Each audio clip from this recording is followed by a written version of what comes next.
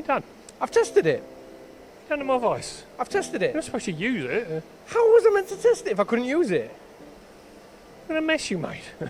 Yeah, well, look at that. That's only half the chips I did while testing These are this. smooth jaws. Yeah, and to be fair, I was a little bit nervous about that because I have thrown blocks out doing less than what I did with this. Right. And did you use the intensifier? I did. I had it on 4, which means 4 tons. You can go from 0, which is hand clamp.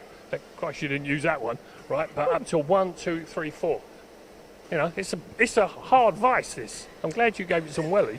well, as you can see, these are what I did with it. All right. So we had face milling, we had high feed milling, we had full slotting with a 12mm mill. Why'd you use metal? You could have used plastic. Well, we wanted to make sure it'd do what you say it'll do. I just want to make something out which. So I used parallels as well. So I wasn't holding on the entire block. So, and as you say, it is very smooth on there because we were above the 2 little screw holes. Yep.